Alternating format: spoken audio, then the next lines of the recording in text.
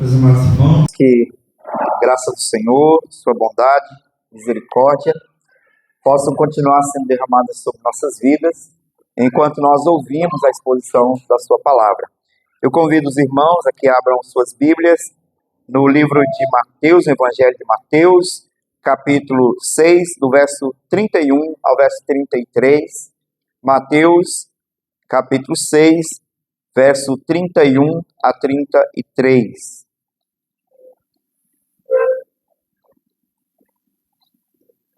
Evangelho de Mateus, capítulo 6, do verso 31 a 36, diz assim a santa palavra do nosso Deus: Portanto, não vos inquieteis dizendo, que comeremos, que beberemos, ou com que nos vestiremos? Porque os gentios é que procuram todas essas coisas, pois o vosso Pai Celeste sabe que necessitais de todas elas. Buscai, pois, em primeiro lugar o seu reino e a sua justiça, e todas essas coisas vos serão acrescentadas. Que o Senhor nos abençoe com a sua santa palavra. Vamos orar mais uma vez?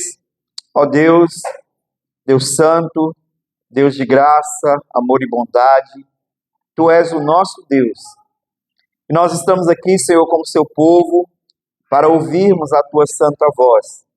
Por isso rogamos, ó Deus, que o Teu Santo Espírito que em nós habita, ilumine o nosso entendimento, clareie as nossas mentes, ó Deus, e derrame sua graça em nosso coração, dispondo as nossas afeições, dispondo a nossa vontade para obedecer e temer somente a Ti, ó Pai.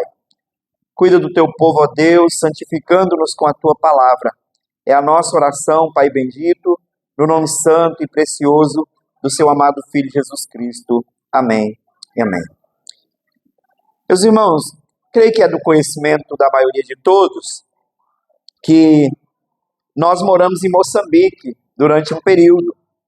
No final do ano de 2007 até o final de 2009, nós moramos lá e trabalhamos em Moçambique como missionários. Nós recebemos uma boa formação no seminário a respeito de contextualização, cultura, e nós sabíamos exatamente como nos adaptar em uma cultura diferente, porque nós fomos treinados para isso durante alguns anos. Mas ainda assim, devido à nossa cultura e devido à nossa mentalidade brasileira, nós vivíamos na nossa casa como brasileiros. Nós mantivemos os nossos hábitos alimentares, o nosso tempero, a nossa rotina, mas no convívio com o povo, nós procurávamos ao máximo nos adaptar ou nos aculturar, nos contextualizar com a cultura local naquilo que não comprometia o Evangelho. Mas o choque cultural, o choque entre as duas culturas, foi inevitável. A cultura brasileira e a cultura moçambicana são extremamente diferentes e, portanto, o choque foi inevitável. Sempre havia uma tensão entre as duas culturas, entre a cultura brasileira, a nossa mentalidade brasileira, e a cultura do povo com o qual nós estávamos trabalhando. Bem, pensando no reino, há uma constante tensão na qual o cristão também vive, uma tensão entre duas culturas, a tensão entre dois mundos. Deus criou o mundo e nos deu o dever de governá-lo, mas também nos deu o direito, o privilégio de utilizá-lo para o nosso bem. No entanto, nós caímos, Adão e Eva pecaram, e o pecado tornou o mundo um lugar hostil para os servos de Deus, para o povo de Deus.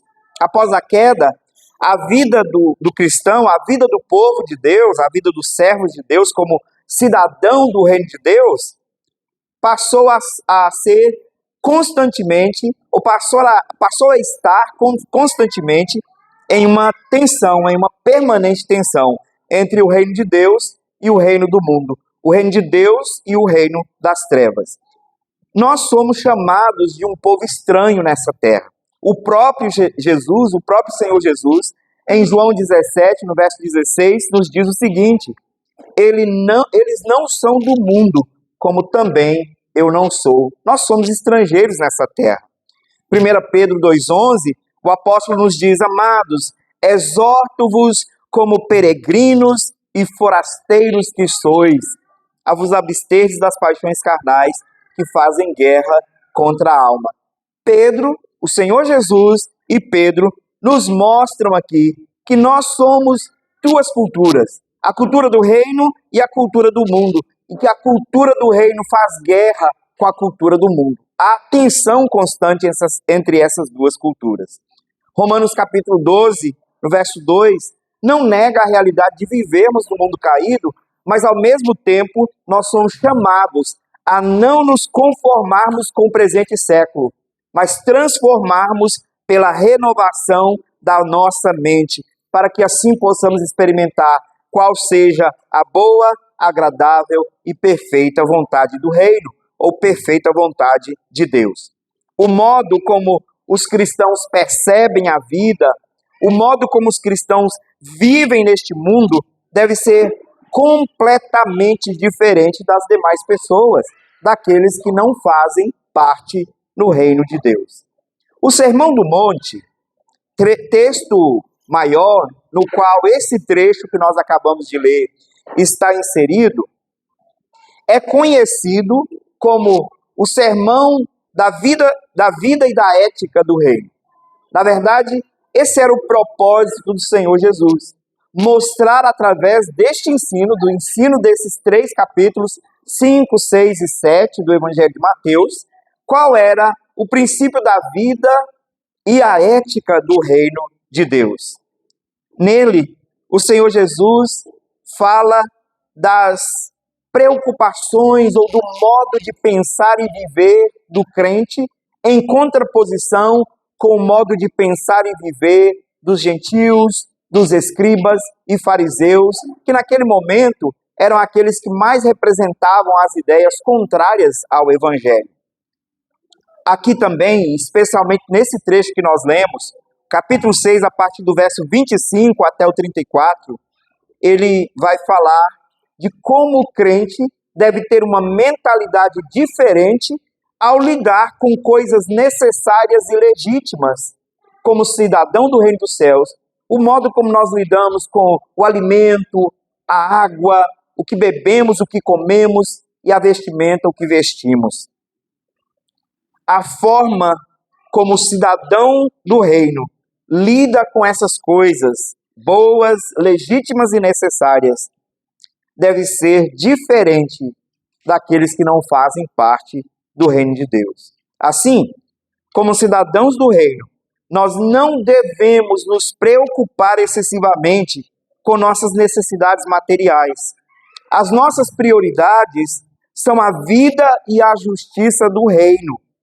Ainda que essas coisas sejam boas e necessárias, o modo como nós lidamos com elas pode revelar se nós temos a mentalidade do reino ou uma mentalidade mundana. Se o nosso conjunto de princípios, de valores, de prioridades são dirigidas pela lei do reino, assim nós somos, então, cidadãos verdadeiros do reino. Mas se nós deixarmos que a lei do mundo, a norma do mundo, guie a nossa mentalidade, guie as nossas ações, então estamos pecando contra o rei. Estamos pecando contra aquele que é Senhor absoluto do reino. No final desse capítulo, Jesus ensina como o cidadão do reino deve relacionar-se com coisas boas e necessárias que ele criou nesse mundo, mas que infelizmente foi afetado pelo pecado, foi afetado pelo mal, portanto é um mundo caído. Como o cristão levantado em Cristo Jesus, ressurreto em Cristo Jesus, pode viver a vida do reino dentro de um mundo caído, enquanto aguarda a consumação do reino perfeito do Senhor?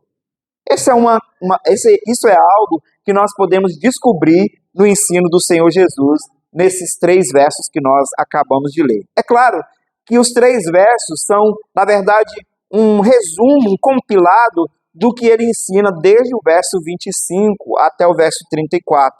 Mas aqui nós vimos especialmente ensinos tão preciosos para o cidadão do reino, que nós devemos gastar tempo apenas nesses 3 versículos agora. A primeira coisa que nós vimos aqui é como o Senhor Jesus nos leva a comparar, a contrastar a mentalidade do cidadão do reino com a mentalidade do cidadão do mundo, quando ele nos mostra nos versos 31 e 32 as preocupações dos gentios, as preocupações dos ímpios. Ele diz, portanto, não vos inquieteis dizendo que comeremos, ou que beberemos, ou com que nos vestiremos, porque os gentios é que procuram todas essas coisas, pois vosso Pai Celeste sabe que necessitais de todas elas. Aqui, nessas palavras, desses 2 versos, o Senhor Jesus nos faz um alerta contra as inquietações dessa vida por coisas boas, legítimas e necessárias, que nós acabamos de observar no texto. Comida, bebida, vestimenta, são as coisas mais essenciais que nós temos, coisas necessárias para o nosso bem-estar e que são adquiridas através do trabalho, que são retiradas da criação através do nosso trabalho. Mas ainda assim, ainda que a comida, a bebida e as vestimentas tenham sido criadas por Deus para o nosso bem, portanto são coisas boas, necessárias, legítimas, não é pecado ter essas coisas, a nossa relação com ela, o modo como nós relacionamos com essas coisas, pode sim ser pecaminoso e revelar uma mentalidade mundana, contrária à mentalidade do reino do nosso Deus. Não vos inquieteis. Cidadãos do reino confiam na provisão do rei, sabem que o rei é poderoso e que ele é gracioso para prover as nossas necessidades diárias. Por isso, não se inquietam à toa com necessidades que sabem que vão ser supridas por Deus. O Senhor Jesus diz, são gentios que pensam assim. São gentios que se inquietam, que vivem ansiosos pelo que comer, pelo que beber e pelo que vestir. Este não é o comportamento do cidadão do reino, porque o cidadão do reino confia no seu rei, sabe que o seu rei dará o que é necessário. Lembremos, meus irmãos, Deus não tem compromisso com os nossos caprichos e luxos. Ele pode nos conceder uma condição que dá para atender aos nossos caprichos, aos nossos luxos, termos uma vida um pouco mais confortável. Mas não é esse o compromisso essencial de Deus com o seu povo. O compromisso essencial de Deus com o seu povo é de manter as nossas necessidades diárias, de comida, de bebida e de vestimenta. Por isso é que ele nos chama a atenção, mostrando que a ansiosa preocupação com as necessidades diárias é pecado. A ansiedade por essas coisas, o anseio desregrado por essas coisas é pecado e não reflete a mentalidade do reino, a mentalidade do cidadão do reino de Deus. O cidadão do reino de Deus confia no seu rei como um bom pastor. E nós lemos no capítulo 10 de João que o bom pastor dá até a sua vida pelas ovelhas. Na verdade, esse comportamento de não confiar no bom pastor, de não confiar em Deus para ter supridas as suas necessidades, é um comportamento mundano, é um comportamento gentil. Os gentios são todos aqueles que não eram judeus em termos de raça, nacionalidade, mas mais profundamente, gentil era todo aquele que não fazia parte da aliança do Senhor. Então essa era uma descrição, esse era um termo para se referir às outras nações, aos outros povos que não faziam parte da aliança do Senhor. Portanto, não tinham um relacionamento pactual com o Deus da aliança, com o Deus da salvação. E aí, o Senhor Jesus diz que o comportamento excessivo, a preocupação excessiva com as necessidades do dia a dia é comportamento gentil, é comportamento mundano, é comportamento daqueles que não estão debaixo do pacto, ou que não estão debaixo do governo do Rei soberano e amoroso que nós temos como Senhor. Romanos, no capítulo 8, versículo 32, nos diz o seguinte a respeito de Deus e do seu amor e cuidado para com o seu povo. Aquele que não poupou o seu próprio filho, antes por todos nós o entregou, porventura não nos dará graciosamente com ele todas as coisas?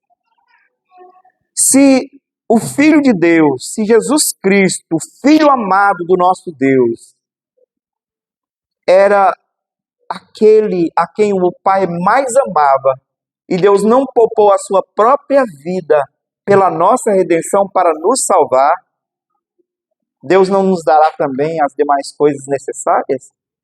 Por isso é que exacerbar-se em preocupações, exagerar em ansiedade pelas coisas da vida é pecado contra o Senhor, porque é uma demonstração de que não confiamos naquele que deu a vida do seu próprio filho pela nossa redenção para nos dar um pedaço de pão, para nos dar um pedaço de pano, para nos dar um copo de água. Deus é fiel, bondoso, gracioso para cuidar do seu povo diariamente. Se nós lemos no final do verso 32, o vosso Pai Celeste sabe que necessitais de todas elas. Olhemos para a afirmação e lembremos como Deus é apresentado aqui. Pai Celestial. Pai amoroso. Deus é descrito nas Escrituras como um Pai cheio de graça, misericórdia e amor, que cuida amorosamente dos seus filhos. E nós somos lembrados pelo Senhor Jesus de que o nosso Pai Celeste sabe que nós necessitamos de todas essas coisas. Quem é o pai que vê o filho passar necessidade e, tendo com que suprir, não suprirá a necessidade do filho?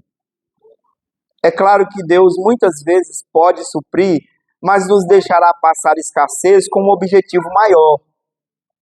Quando Ele deseja nos santificar, quando Ele deseja nos moldar através do sofrimento. Mas nós podemos confiar nessa regra geral, de que Deus, como Pai, constantemente supre todas as nossas necessidades e, portanto, nós não precisamos desesperar. O alerta que Jesus nos dá a respeito do coração dos gentios, que é cheio de ansiedade, de preocupação por coisas necessárias, nos lembra do cuidado que nós devemos ter com o nosso próprio coração, para não vivermos nesse mundo com uma mentalidade mundana, com uma mentalidade gentílica, uma mentalidade daqueles que não fazem parte do reino de Deus e do seu pacto. O pastor Richard Baxter, no livro O Descanso Eterno dos Santos, disse o seguinte: cuide, meus irmãos, para que o seu coração não esteja tão cheio do mundo que não haja mais espaço para Cristo. Se sua preocupação com as coisas terrenas supera a sua preocupação com as celestiais, você está em grave perigo de idolatria.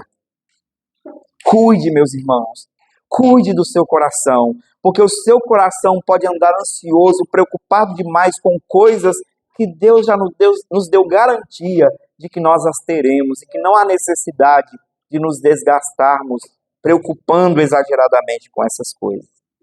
Então, se nós estamos nos preocupando, quer seja por falta de confiança em Deus, ou quer seja por ganância, porque queremos mais do que já temos, o nosso coração está em pecado.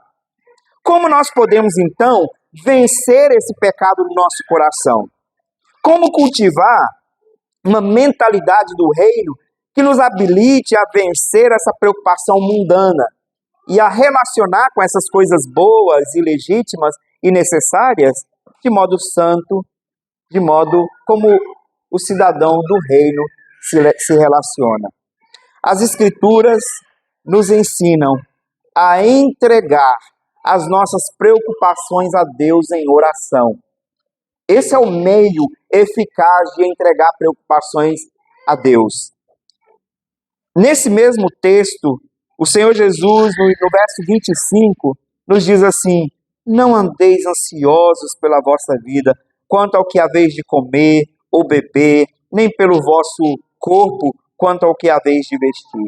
Não é a vida mais do que o alimento e o corpo mais do que as vestes? E aí ele começa a mostrar, em 3 ilustrações, como Deus cuida de outras coisas menores na natureza. Você já olhou os lírios do campo? Já viu como eles se vestem? Nem Salomão vestiu com tanta glória, com tanta beleza.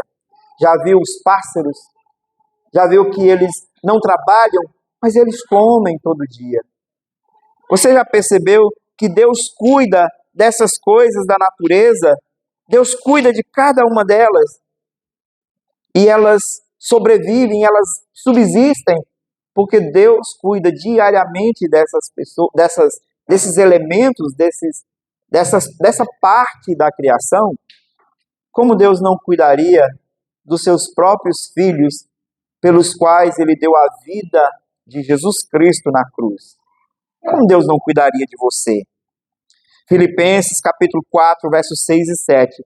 Nós somos relembrados pelo apóstolo Paulo dessas palavras do Senhor Jesus no Evangelho de Mateus, capítulo 6. Paulo diz: não andeis ansiosos de coisa alguma.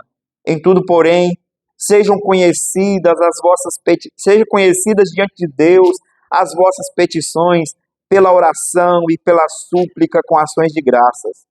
E a paz de Deus, que excede todo entendimento, guardará o vosso coração e a vossa mente em Cristo Jesus.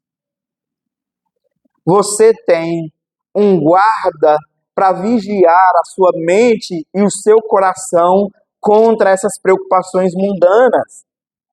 E esse guarda é colocado em seu coração quando você, com fé e confiança no Senhor, ora pedindo a Ele que te conceda este guarda, que é a paz de Deus.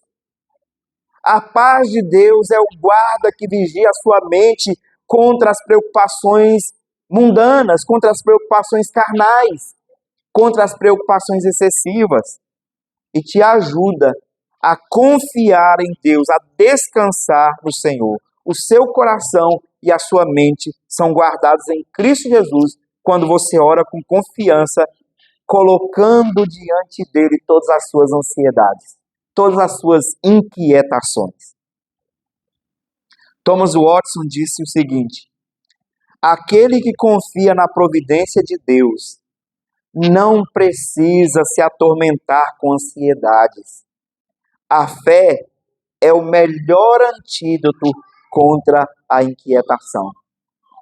E nós só ficamos inquietos quando nós não confiamos no amor cuidadoso do nosso Pai, no zelo do nosso Rei, que ama e cuida de cada cidadão do reino, com graça, com provisão, dando-nos aquilo que necessitamos.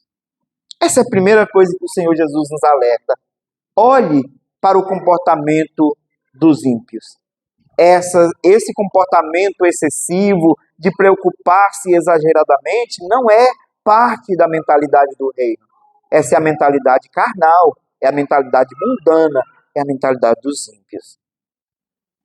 Como então deve proceder o cristão? Aqui então, ao mostrar-nos como devemos proceder, o Senhor Jesus nos mostra quais são as prioridades do cidadão do reino de Deus. No verso 33 ele diz: buscai, pois, em primeiro lugar o seu reino e a sua justiça, e todas estas coisas vos serão acrescentadas. Vamos ler, inserindo aqui as coisas das quais ele fala. Buscai, pois, em primeiro lugar o seu reino e a sua justiça, e o alimento, a bebida e as vestimentas vos serão acrescentadas. Nós precisamos entender o que significa buscar o reino de Deus e a sua justiça aqui. Para entendermos, olhemos primeiro o que não significa. O que não significa buscar o reino de Deus e a sua justiça?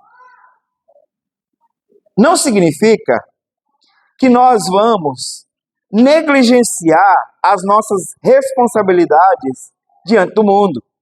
Deus nos criou e nos delegou a responsabilidade de cultivar a terra, de administrar o mundo. Nós somos cogerentes da criação. Nós fomos colocados, ainda que caímos, pecamos, mas Deus nos colocou como cogerentes da criação. Ele nos deu, Ele criou o homem e disse: cuidai da terra, cultivai a terra, cultivai e desenvolvei a terra. Sim. E nós precisamos entender que nós não precisamos abandonar as nossas responsabilidades no mundo, as nossas responsabilidades da vida comum, para buscarmos o reino de Deus. Nossa responsabilidade como pai, como marido, nossa responsabilidade como profissional, na função que nós estamos na sociedade. Cada um de nós tem múltiplas vocações dadas pelo próprio Deus. Nós não podemos negligenciar essas vocações. Então, buscar o reino de Deus não significa de modo algum deixar essas coisas para trabalhar para a igreja, somente. Eu vou deixar todas essas coisas e eu vou trabalhar para a igreja. Então, a família fica para depois, o trabalho fica para depois, as minhas responsabilidades com a sociedade ficam para depois. Eu vou trabalhar para o Senhor. Não, o Senhor já organizou isso como deve ser, muito bem organizado no quarto mandamento. Ele já nos deu a escala 6x1, que estavam brigando aí, né, para derrubá-la, dizendo, não sei quem inventou a escala 6x1. Ele disse, foi Deus. E Deus disse, vocês têm 6 dias para trabalhar. 6 dias trabalharás. 6 dias cuidarás da sua família e da sociedade, da criação. E o 7º dia, vocês devem dedicar a mim. Vocês devem dedicar ao Senhor. O Senhor organizou essas coisas de um modo muito sábio. Além disso, Ele nos deu instruções de como nós podemos viver a vida do reino dentro dos 6 dias nos quais nós trabalhamos. Fora da igreja, fora do culto. Porque lá, a vida do reino continua. Eu trabalho como cidadão do reino. Eu sou marido como um cidadão do reino. Eu sou pai como cidadão do reino. Eu sou filho como cidadão do reino. Eu sou vizinho como cidadão do reino. O mundo precisa ver esse cidadão, essa cidadã do reino, vivendo a sua vida comum, à luz do evangelho, à luz da lei do reino. Por isso, nós precisamos compreender adequadamente o que significa buscar, em primeiro lugar, o reino de Deus e a sua justiça. Buscar o reino de Deus significa submeter-se ao governo de Deus sobre nossas vidas acima de tudo. O Senhor é rei, Ele reina sobre nós. Portanto, a sua lei e os seus mandamentos são prioridade. A obediência à sua lei e aos seus mandamentos são prioridades. Portanto, se alguma coisa da minha vida comum me leva a desobedecer à lei de Deus, aos mandamentos do Senhor Jesus, eu tenho que abandoná-la para que eu possa buscar o reino de Deus. Se alguma ordem dos homens contraria as ordens divinas, eu devo fazer como Pedro disse em Atos, importa antes obedecer a Deus do que aos homens. Se alguma coisa contradiz a lei e a ética do reino, a justiça do reino, eu devo me submeter à palavra de Cristo e não fazer aquilo que me ordenam ou que me obrigam a fazer, contrariando assim as verdades da vida do reino.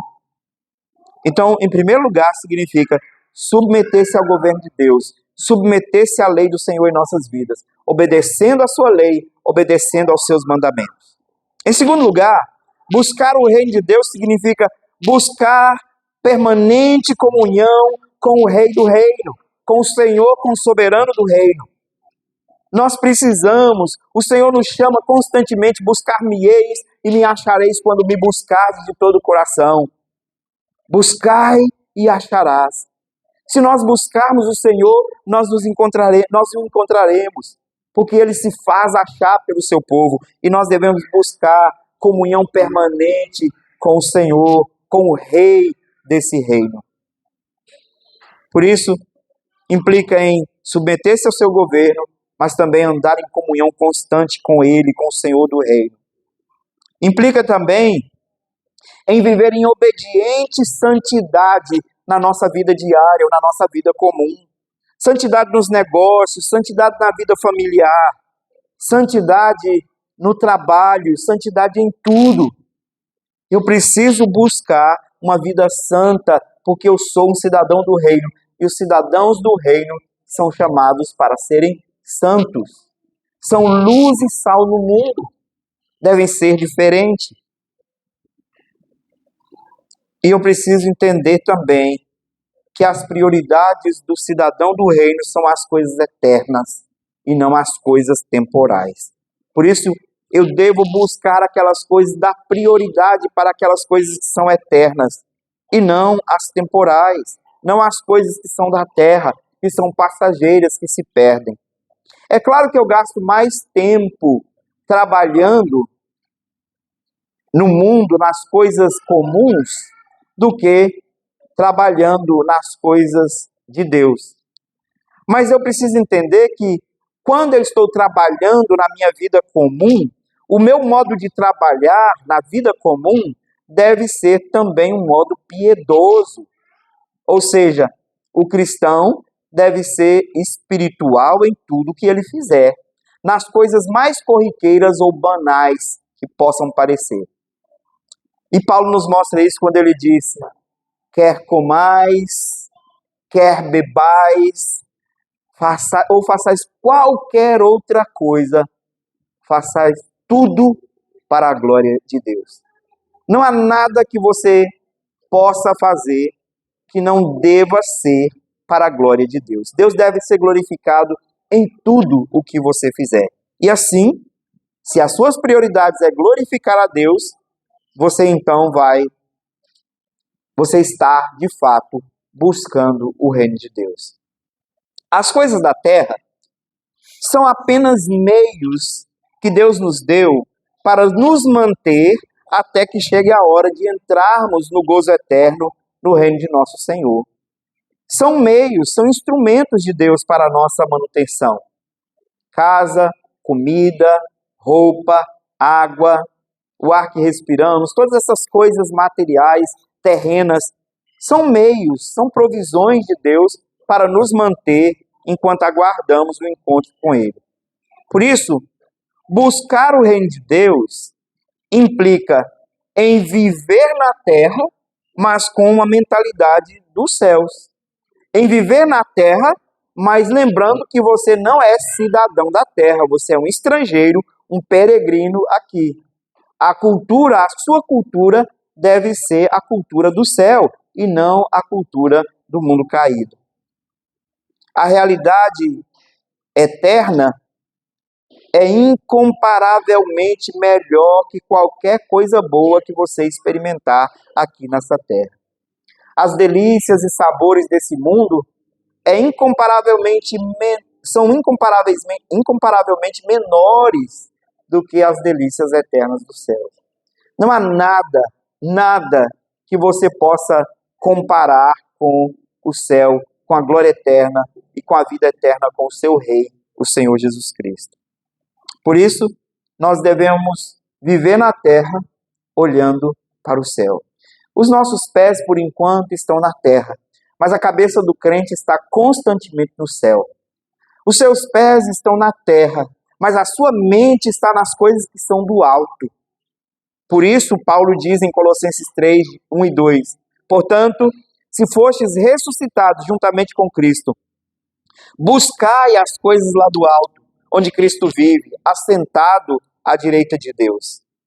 Pensai nas coisas lá do alto, não nas que são aqui da terra. A mente do reino, a mentalidade do reino é que deve encher o seu coração, é que deve estar persistentemente em você. O que você deve buscar, pensar, desejar é o céu. Se eu trabalho, é para a glória de Deus. Se eu atuo como pai, é para a glória de Deus. Como filho, como um profissional, como um estudante, qualquer coisa que eu fizer é para a glória de Deus. Os meus pés estão na terra, mas a minha mente está nos céus. A minha mente pertence ao reino de Deus. Mas ele diz que não é buscar somente o reino, mas buscar também a justiça. E buscar a justiça de Deus envolve viver, em primeiro lugar, viver como justificado. Alguém que foi justificado mediante a fé em Cristo Jesus. Todos nós estávamos mortos em nossos delitos e pecados. Ele nos deu vida, regenerando-nos, ressuscitando-nos para a sua glória, dando-nos um novo ser. Nós somos um novo homem, criado segundo Deus para as boas obras. Então, nós recebemos essa vida e ao recebermos essa regeneração, nós também recebemos a justificação, que é aquela declaração de Deus de que a obra de Cristo se aplicou a nós e que as nossas mazelas, os nossos pecados foram transferidos para Cristo, que Cristo morreu substitutivamente em nosso lugar na cruz, e que agora nós herdamos a sua justiça e que, portanto, nós somos declarados justos perante o Senhor. Não há mais condenação para aqueles que estão em Cristo Jesus. Nós podemos perguntar: quem nos condenará? E responder como Paulo: ninguém, pois é Deus quem nos justifica. Então, viver como justificado. Em segundo lugar, viver segundo a justiça do reino. Se nós somos justificados e agora colocados no reino de justiça, nós somos chamados a viver segundo a justiça do reino. E esta é a obra da santificação. Enquanto vivemos buscando a justiça, nós buscamos exaltar a justiça de Deus por ter nos justificado, mas nós buscamos também viver segundo a justiça de Deus. Os nossos atos são cada vez mais feitos em justiça perante o Senhor. Ainda que os nossos atos não sejam perfeitos perante Deus, mas quando eles são feitos pela fé em Cristo Jesus, confiando em Cristo Jesus, o próprio Jesus, a obra de Cristo Jesus aperfeiçoa a nossa justiça. E nós somos cada dia mais transformados de glória em glória, até que vejamos a glória perfeita de Cristo no dia da nossa glorificação. Então nós vivemos, buscar a justiça de Deus, é viver como justificado, mas viver à luz da justiça de Deus. Viver também à luz da justiça do reino, santificados diariamente. E mediante essa santificação, uma terceira coisa acontece. Nós praticamos e buscamos a justiça do reino para outros. Nós pregamos o Evangelho, proclamamos o Evangelho para que outros eleitos possam também ser justificados mediante a fé em Cristo Jesus. E nós também zelamos para que a justiça seja praticada na terra. E se não fosse a igreja do Senhor para manter a justiça que ainda existe no mundo, o que seria do mundo? Se você observar, todas as boas leis que nós temos hoje são fundamentadas na lei do Senhor. Não há um país, mesmo um país ateu, mesmo um país anticristão, que tenha uma lei boa que não seja fundamentada na lei do Senhor. As leis de preservação da vida, as leis de preservação da propriedade, todas essas leis boas que nós temos e que nos ajudam a viver nesse mundo caído, todas elas, mesmo nos países anticristãos, elas são leis baseadas na lei do Senhor. E nós devemos, como cidadãos, lutar para que a justiça seja feita, que as coisas andem de modo justo, que as coisas sejam feitas de modo justo. Por isso é que um cristão, nos seus negócios, não pode agir de forma injusta. Por isso um cristão, sendo advogado ou sendo juiz, não pode deixar se corromper e ser injusto na aplicação da lei. Por isso que um cristão como político não pode deixar que a injustiça guie a sua prática política. Porque nós temos que buscar a justiça de Deus. Ainda que nós saibamos que esse mundo jaz no maligno. Mas enquanto nós aguardamos o retorno do Rei da Justiça, nós temos que buscar a justiça do reino para que esse mundo seja habitável até que ele volte. Porque senão, esse mundo vai de mal a pior e se torna uma podridão terrível que ninguém consegue mais habitá-la. Nós devemos, então, esperar a justiça do reino e buscar e desejar a justiça do reino enquanto aguardamos a nossa completa glorificação. Novamente citando Richard Baxter, ele disse: nós não podemos esperar as consolações do reino de Deus se primeiro não colocarmos esse reino e a sua justiça como nosso grande objetivo. Todas as demais coisas são secundárias para aqueles que têm a eternidade diante dos seus olhos. Todas as demais coisas são secundárias para aqueles que têm a eternidade diante dos seus olhos. No final do verso 33, nós aprendemos mais uma grande verdade. Todas essas coisas vos serão acrescentadas. O Senhor Jesus nos faz olhar para a promessa do rei para o cidadão do reino. O que isso significa? Da mesma forma, eu vou voltar e começar mostrando o que não significa. Não significa esperar que todas as coisas sejam acrescentadas.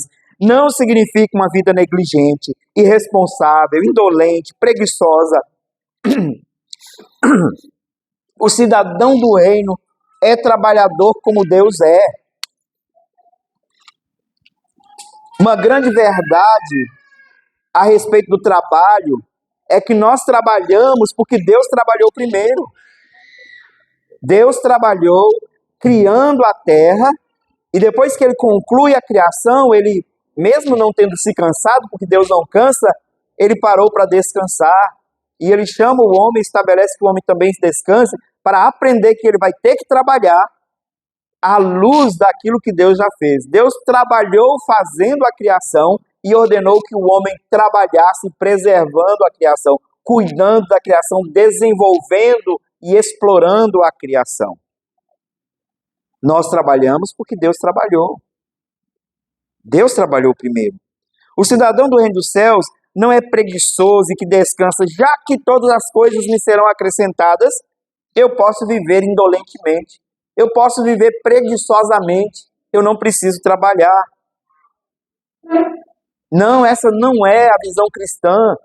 E os reformadores e os puritanos ingleses tinham uma visão tão alta do trabalho, que eles entendiam o trabalho como uma bênção de Deus, e é maldito aquele que tem uma ideia de que o trabalho é maldição. Não, o sofrimento, o cansaço, o peso do trabalho é parte da maldição da queda, mas o trabalho não. Deus trabalhou e nós trabalhamos porque Ele trabalhou. E nós precisamos ser zelosos no nosso trabalho.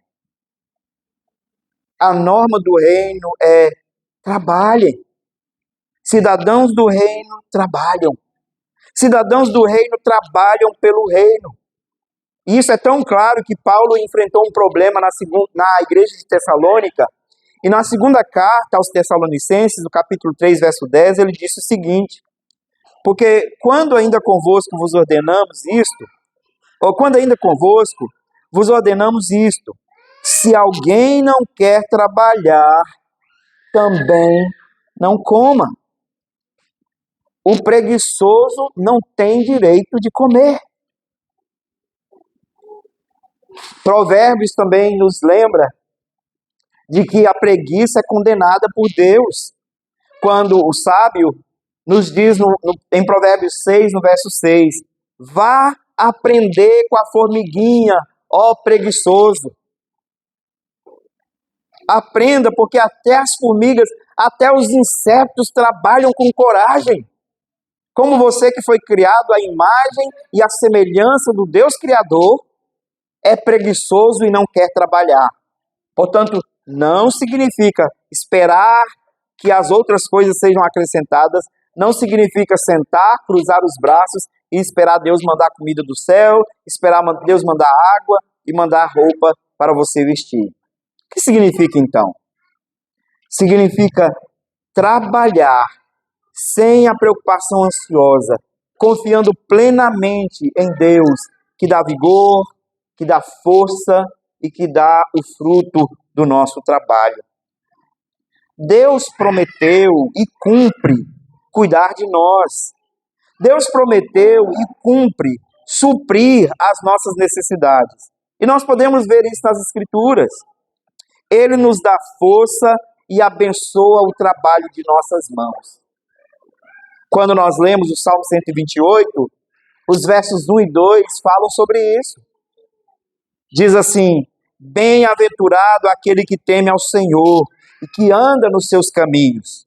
Do trabalho de tuas mãos comerás, feliz serás e tudo te irá bem.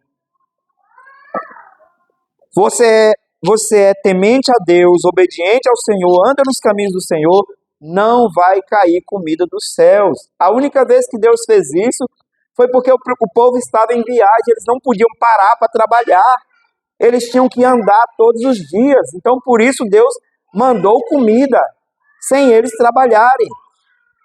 Mas se você está fixado, se você está em um lugar e você tem condições de trabalhar, você tem que trabalhar, não vai cair comida do céu. Água cai do céu, mas não é todo dia que cai água do céu. E especialmente aqui no norte, nós ficamos 6 meses sem ver uma gota d'água cair do céu. Não espere que vai cair água do céu. Não espere que vai cair roupa do céu. E especialmente porque eu sei que você é exigente e gosta de vestir bem. Não vai cair. Você vai ter que trabalhar.